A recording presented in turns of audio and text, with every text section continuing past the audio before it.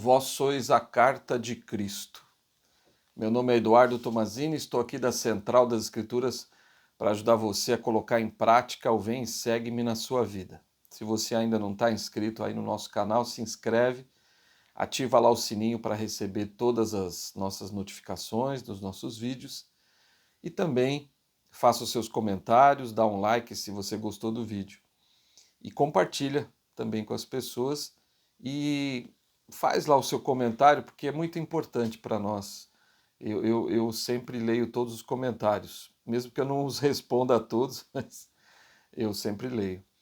E também só um aviso importante, né? A gente está em todas as mídias sociais, nós estamos no Instagram, no Facebook, no TikTok. É só acessar a Central das Escrituras lá.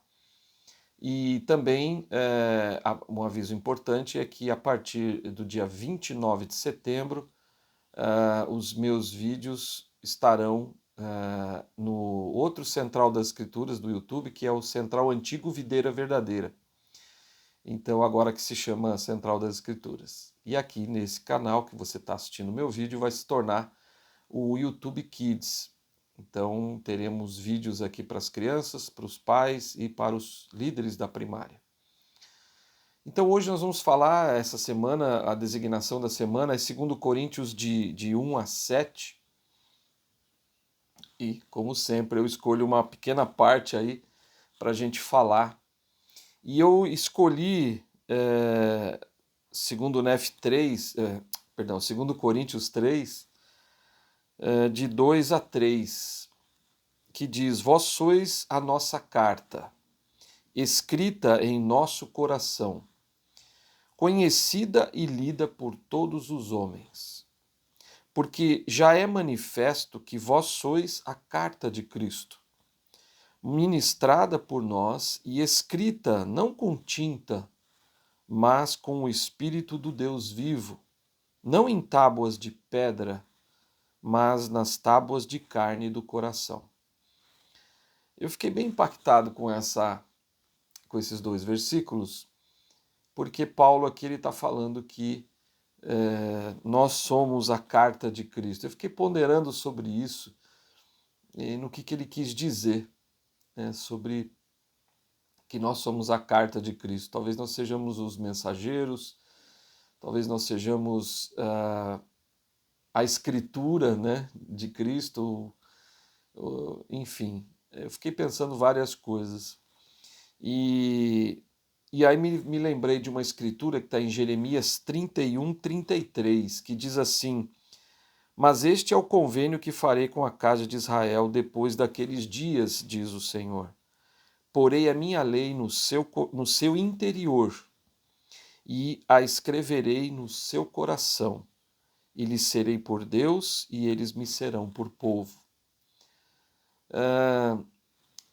E aí, associando essas duas escrituras, eu fiquei pensando de que, de repente, o que Paulo quis dizer, o que o Senhor espera de nós, é que nós sejamos como Cristo é, né? Mas, primeiro ele está falando que a gente tem que escrever dentro de nós temos que interiorizar, né, as leis de Deus na nossa vida, porque como o Senhor falou, né, nós só podemos demonstrar amor ao Senhor quando nós guardamos os mandamentos, né? Ele diz: se me amardes, guardareis os meus mandamentos. Então, se eu interiorizei as leis de Deus na minha vida, se eu assumi os convênios, eu vivo os convênios que eu assumi com o Senhor, então eu estou escrevendo nas tábuas do meu coração, né? Não nas tábuas de pedra ou de madeira, mas na carne. Eu estou escrevendo na minha vida as leis de Deus e vivendo de forma a ser como Cristo. E aí é interessante que o Senhor fala, né, em Jeremias, dizendo que é o convênio que ele faz, né, que ele vai colocar, que ele vai colocar no nosso interior as leis dele. Se a gente viver essas leis, ele vai ser o nosso Deus. Se a gente viver os mandamentos, ele vai ser o nosso Deus e nós seremos o povo dele. Então, quando Paulo fala que nós somos a carta de Cristo, eu fiquei pensando em outras situações, de que tudo que a gente faz, né, tudo que nós fazemos na nossa vida, fica registrado em nós, né?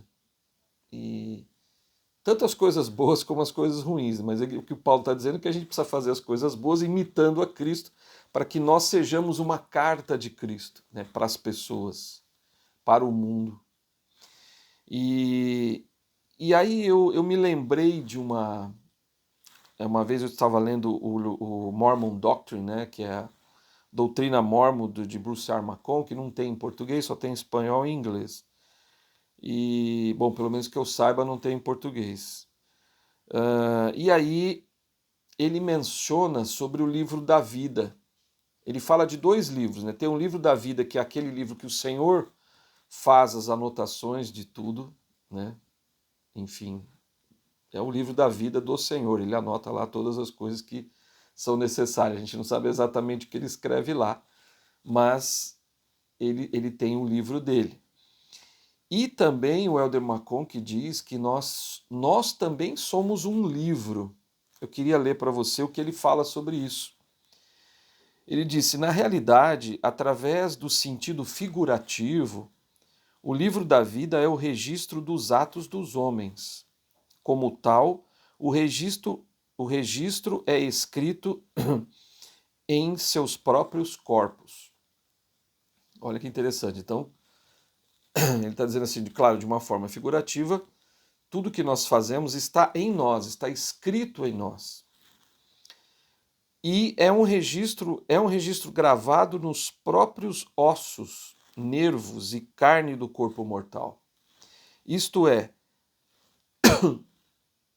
cada pensamento, palavra e ação tem um efeito no corpo humano. Olha só.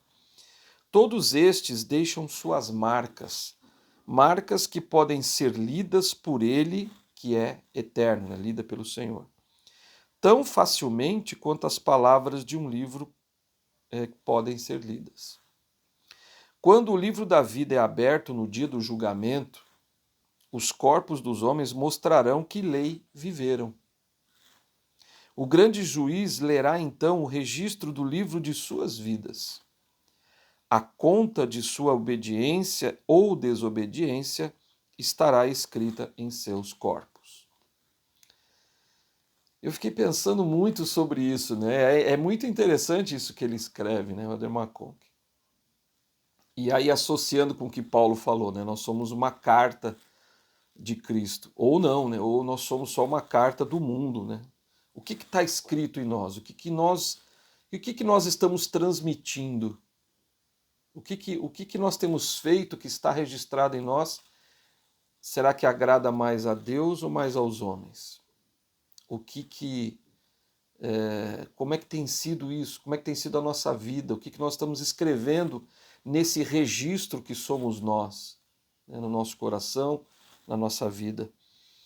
E quando ele fala aqui, né, que no último dia o livro vai ser aberto, né? Quer dizer, o Senhor vai poder ler, ele lê hoje, mas ele vai ler também no julgamento final. Ele vai olhar para você e vai saber tudo que você fez. Né? Mas claro que também tudo que você se arrependeu, ele não vai se lembrar, vai ser apagado de alguma forma. Mas ele fala que quando quando nós nos apresentarmos diante do julgamento final, ele vai saber, olhando para nós, onde é que nós devemos ir. Nós mesmos vamos olhar para nós e vamos saber o que realmente, para onde realmente nós devemos ir, para qual grau de glória nós devemos ir. Porque vai estar escrito em nós. Né? Então o Senhor vai poder olhar. E aí, diz lá, né, em Apocalipse 20, versículo 12, viu os mortos grandes e pequenos que estavam diante de Deus e abriram-se os livros. E abriu-se outro livro, que é o da vida. E os mortos foram julgados pelas coisas que estavam escritas nos livros, segundo as suas obras. Então, às vezes, a gente pode pensar, bom, pode ser... Ele está falando de dois livros diferentes, né? Está falando do livro da vida e está falando do livro que nós somos esse livro. Então, claro, pode ser registros que a gente deixou, escrituras que ficaram, tudo isso vai ser aberto no último dia, isso tudo são livros que serão abertos, mas o livro que realmente, onde o Senhor vai poder nos julgar, vai ser nós mesmos.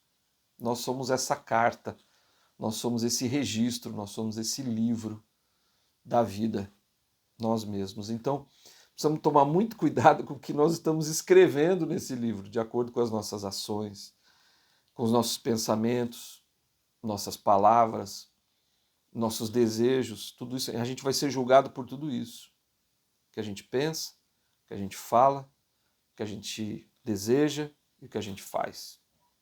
Então, e tudo isso é registrado, seja pensamento, seja palavra, seja desejo ou seja ação. Está tudo registrado aqui em nós. Está tudo registrado em você. Então pensa bem antes de tomar uma atitude, antes de fazer alguma coisa. Pensa bem antes de fazer, porque isso vai estar registrado em você. Claro que se você pecou, errou e se arrepende verdadeiramente, vai ser apagado. O Senhor prometeu isso, que Ele não vai se lembrar. Então, mas a gente precisa estar se arrependendo sempre, mudando, e esse é o nosso grande desafio, né? O grande desafio de todos nós é nos tornarmos como Cristo. O desafio é que nesse registro que somos nós, tenham só coisas boas, semelhantes ao que Cristo fez. E eu me lembro, e é interessante a gente analisar as Escrituras, por exemplo, quando Cristo ele disse que a gente devia ser como Ele, né? Mas é interessante que ele coloca algumas coisas que ele era, que ele foi, que ele é ainda, e que nós também devemos ser. Eu vou dar alguns exemplos aqui. Lá em Mateus 5, versículo 13 e 14, no Sermão da Montanha, Cristo diz assim: Vós sois o sal da terra. E se o sal se tornar insípido, com que há de se salgar?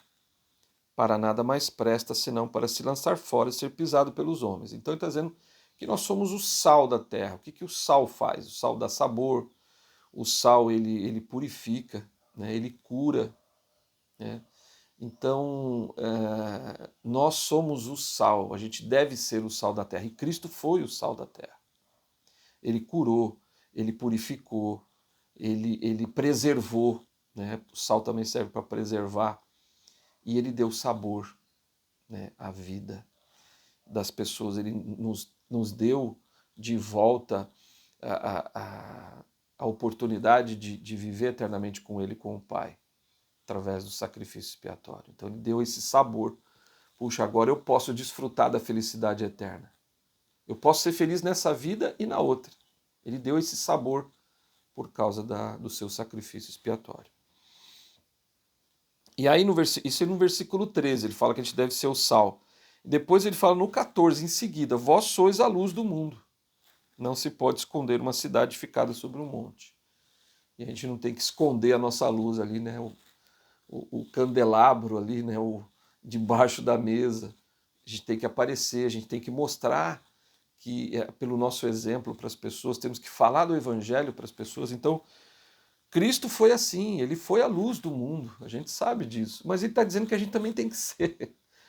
E é isso que eu acho interessante, que tudo que ele fazia, tudo que ele foi, que ele era, o que ele é, ele quer que a gente seja também exatamente como ele.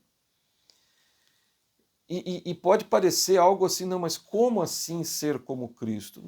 É um processo que leva uma vida, é um processo que nós vamos grau por degrau, passo a passo. Enfim, um pouco aqui, um pouco ali, a gente vai crescendo até chegar na estatura completa de Cristo. A gente não vai conseguir isso nessa vida, mas nós podemos chegar perto. A gente pode chegar bem perto. Mas aí Cristo falou outras coisas. Então ele falou que a gente deve ser o sal da terra, que a gente deve ser a luz do mundo. Em João 4,14, quando ele está com aquela mulher lá no poço, né, lá em Samaria, né, em Sicar, ele fala para aquela mulher e diz assim: mas aquele que beber da água que eu lhe der nunca terá sede, porque a água que eu lhe der se fará nele uma fonte d'água que salte para a vida eterna. Porque aqui nessa experiência, Cristo falou que ele era a água viva. E aí a gente pensa assim, não, Cristo é a água viva, eu não sou a água viva. Bom, mas ele disse que se a gente beber, ele falou, se você beber da água que eu te der, você vai se tornar uma fonte. Ou seja, quando nós partilhamos do Evangelho, vivemos o Evangelho que Cristo nos ensinou, nós nos tornamos uma fonte d'água como ele é. Ele está dizendo aqui, você vai se tornar uma fonte d'água que vai saltar para a vida eterna, que você vai poder salvar pessoas, que você vai... As pessoas vão ver em você, vão querer imitar você porque você imita a Cristo, as pessoas vão ser abençoadas pela sua mão, elas vão ser fortalecidas, os joelhos vão ser fortalecidos, lágrimas serão enxugadas por você, você vai ser a fonte d'água significa que você vai levar o evangelho para elas também, vai levar cura, né? Vai levar o poder, enfim, nós podemos fazer muitas coisas, nós podemos ser como Cristo, ele foi em relação a ser a água viva, nós podemos ser essa fonte. Depois ele fala em Alma 5, olha só, Alma 5,14. E agora eis que vos pergunto, meus irmãos da igreja, haveis nascido espiritualmente de Deus? Haveis recebido sua imagem em vosso semblante? Haveis experimentado essa poderosa mudança em vosso coração? Então aqui em Alma 5 a gente aprende que nós devemos ter a imagem de Cristo. Quer dizer, o ser como Cristo é muito profundo. É ser o sal, é ser a luz do mundo, é ser a água viva, né? A fonte de água viva também, junto com Cristo. É ter a semelhança, é ter a luz, o brilho do Salvador, ter a imagem dele em nosso semblante. Olha que maravilhoso.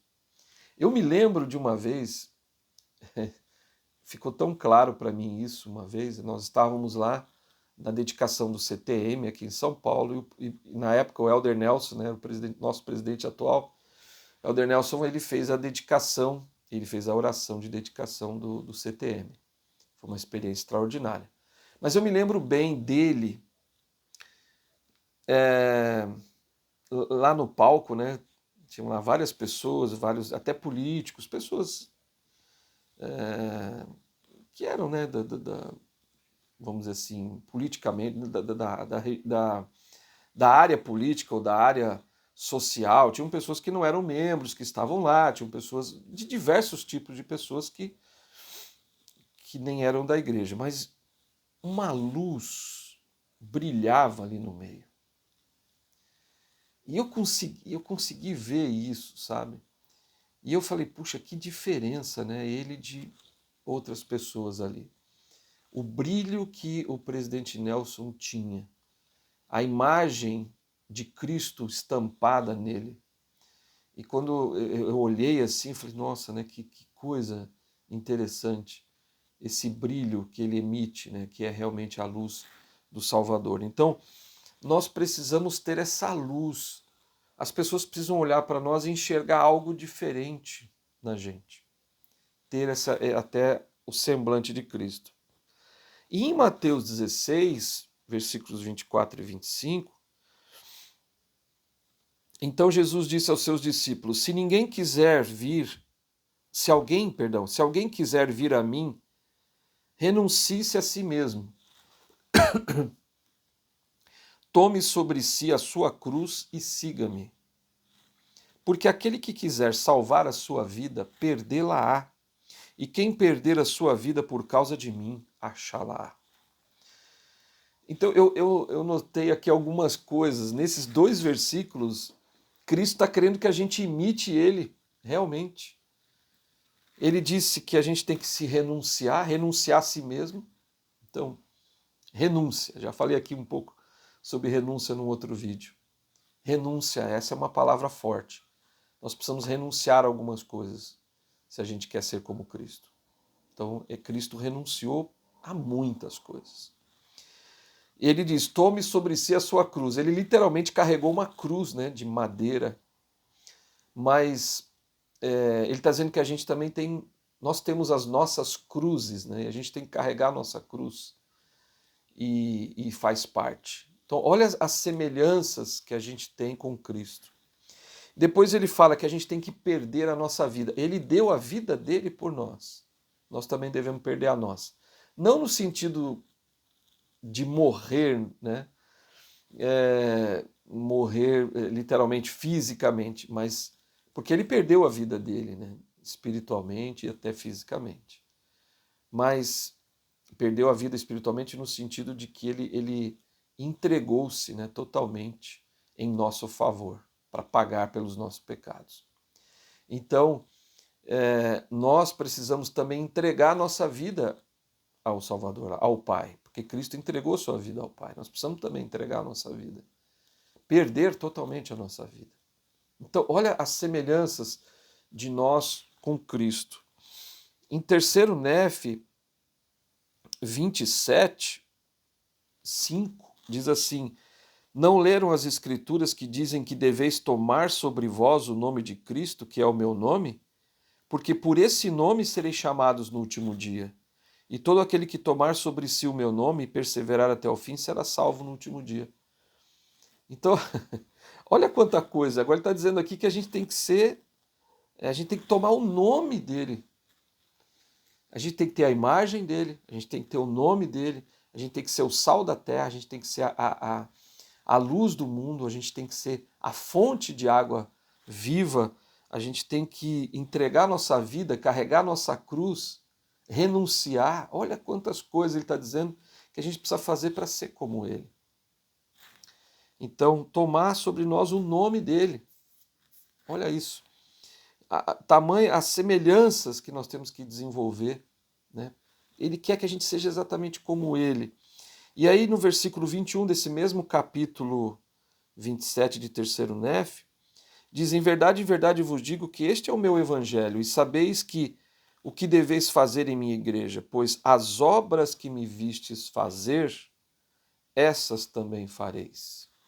Porque aquilo que me vistes fazer, isso fareis. Olha só.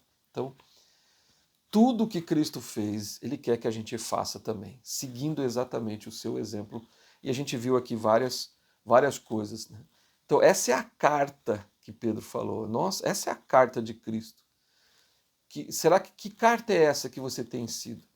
Então, precisamos nos tornar essa carta cada vez mais, e um dia sempre mais perto da estatura completa de Cristo. E aí, para finalizar, né, no próprio capítulo 27 de 3º Nef, versículo 27, né, o 27, portanto, que tipo de homens devereis ser? Em verdade vos digo, devereis ser como eu sou. E é isso que ele deseja, que nós sejamos como ele é. Não é uma tarefa fácil, ele sabe disso.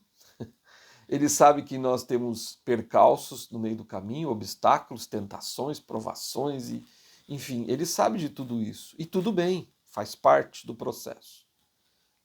O que ele deseja é que nós precisamos ter ele como marco. Né? Ele é o nosso marco, ele é o nosso norte. E aí nós vamos nos aproximando, nos tornando cada vez mais semelhantes a ele na nossa vida. Cada vez mais, um dia após o outro. O presidente Nelson disse que a gente precisa se arrepender todo dia. E se eu me arrependo todo dia, eu me aproximo mais de Cristo todo dia. Eu me torno um pouco mais como ele todo dia. Só que isso pode parecer, quer dizer, ser como Cristo, né, ser perfeito, parece ser alguma coisa... Porque ele disse, né, eu quisera que vós fosseis perfeitos como eu e o Pai somos perfeitos. E essa é uma tarefa gigantesca, e sem dúvida é uma tarefa muito grande, mas não é eu até queria citar aqui um discurso do elder Verne P. Stanfield, dos 70, ele fez um discurso agora na última conferência geral, e ele falou sobre a colheita imperfeita, um discurso maravilhoso que você precisa ler. E ele disse o seguinte: lembre-se de que o perfeccionismo não é o mesmo que ser aperfeiçoado em Cristo. Então tem uma diferença do perfeccionista para o aperfeiçoar-se em Cristo. Então ele explica. O perfeccionismo requer um padrão impossível que impomos a nós mesmos e que nos compare com outras pessoas. Isso causa culpa e ansiedade e pode nos fazer ter o desejo de nos retrairmos e nos isolarmos. Entende a diferença? Então, primeiro ele está falando do perfeccionismo, né? Perfeccionismo é uma coisa assim que a gente impõe para nós mesmos, que é impossível. A gente fica se comparando com outras pessoas. Ah, porque o fulano de tal é assim, eu também, puxa, ele é muito melhor do que eu não consigo ser como ele. Não, não existe, você não pode fazer nenhum tipo de comparação. O Senhor não fica te comparando. Cada um tem a sua história. Cada um nasceu numa família diferente, cada um nasceu num lugar diferente, cada um tem a sua trajetória, a trajetória de cada pessoa é diferente. Então, não se compare, não existe essa possibilidade. O que nós temos que fazer? Nós temos que nos focar em Cristo. Nós temos que, ele precisa ser o nosso norte, o nosso marco. E aí diz assim, ser aperfeiçoado em Cristo é algo diferente. Então ele vai explicar a diferença. É o processo guiado amorosamente pelo Espírito Santo, de nos tornar mais semelhantes ao Salvador. Os padrões são estabelecidos por um Pai Celestial bondoso e onisciente e claramente definidos nos convênios que somos convidados a aceitar. Isso nos alivia do fardo da culpa e da inadequação, sempre enfatizando quem somos aos olhos de Deus. Por mais que esse processo nos inspire e motive a nos tornarmos melhores, somos medidos pela devoção pessoal a Deus, que manifestamos, né? Quer dizer, ele está dizendo, por mais que esse processo nos inspire e motive a nos tornarmos melhores, somos medidos pela devoção pessoal a Deus que manifestamos em nossos esforços para segui-lo com fé. Ao aceitarmos o convite do Salvador para nos achegarmos a Ele, logo percebemos que nosso melhor já é suficiente e que a graça de um Salvador amoroso compensará nossas imperfeições de maneiras que não podemos imaginar. É maravilhoso isso, né? Esse discurso é tão bom. Você precisa ler se você ainda não leu. Então veja, o que eu notei aqui de mais importante foi esse finalzinho. Ao aceitarmos esse convite do Salvador para nos achegarmos a Ele, logo a gente vai perceber que o nosso melhor, a gente está dando o nosso melhor. E aí você fala, puxa, mas o meu melhor não é suficiente para ser como Cristo. E está tudo bem. O que ele faz? Ele vai compensar isso. Não se preocupe. Faça o seu melhor. Faça tudo o que você puder. Mas não se preocupe. Ah, mas eu não consigo ser como Cristo. Eu não consigo. Tudo bem. Vai se esforçando o máximo que você puder. E o que você não conseguiu, o Senhor vai saber que você não conseguiu por N motivos. E se for justo esse motivo, ele vai compensar isso. Nunca se esqueça disso. Nunca se esqueça. Faça o seu. Você é suficiente. Mas você tem que fazer o suficiente para que então ele. O que você não conseguir fazer, ele vai complementar. Então, às vezes, Cristo está aqui em cima e a gente só consegue chegar até aqui, né? E aí você fez o seu máximo e você chegou até aqui, ele vai compensar o resto. Então lembre-se disso, né? Que ele fala aqui. Ele compensará nossas imperfeições de maneiras que não podemos imaginar. Em Moroni, no capítulo 7, versículo 48, Moroni diz assim: portanto, meus amados irmãos, rogai ao Pai com toda a energia de vosso coração, que sejais cheios desse amor, está falando da caridade, né? Cheios desse amor que ele concedeu a todos os que são verdadeiros seguidores de seu Filho Jesus Cristo. E agora vem a parte importante aqui que a gente está falando nesse vídeo. Ele diz que vos torneis os filhos de Deus, que quando ele aparecer, quando Cristo aparecer, ou o Pai aparecer, sejamos como ele, porque o veremos como ele é. Que tenhamos essa esperança, que sejamos purificados como ele é puro. Então, quando o Salvador aparecer, quando o Pai aparecer para nós, que nós possamos ser como eles. Você fez o seu melhor, você deu o seu máximo, ele compensou o restante e você se tornou a estatura de Cristo. Você é a carta. Está registrado em você tudo que você faz, tudo que você tem feito, tudo que você pensa, tudo que você fala, tudo que você deseja. Então, que possamos ser como Cristo. Eu gosto muito daquele hino, Eu Quero Ser Como Cristo. E ele é um hino simples, as palavras são simples, é um hino da primária, para as crianças. Mas se nós não nos tornarmos como crianças, como nós vamos poder herdar o reino dos céus? Cristo, ele era como uma criança. Ele era espiritualmente maduro, mas na inocência, na pureza, na submissão ao Pai, ele era uma criança. E ele quer que a gente seja assim. E ele diz, no hino diz assim, eu quero ser como Cristo, seguindo seus passos vou. Eu quero amar a todos, tal como ele sempre amou. Às vezes eu fico tentado a fazer uma coisa errada, mas aí a minha consciência diz, ame o seu próximo, como Jesus ama você e seus passos conduz. Gentil e bondoso você deve ser e o exemplo de Cristo aprender. Eu quero viver servindo, meu próximo quero amar. Espero o dia lindo em que meu Jesus voltar. Eu tento lembrar as lições que deixou e o Espírito Santo entra em meu pensamento e diz, ame o seu próximo como Jesus.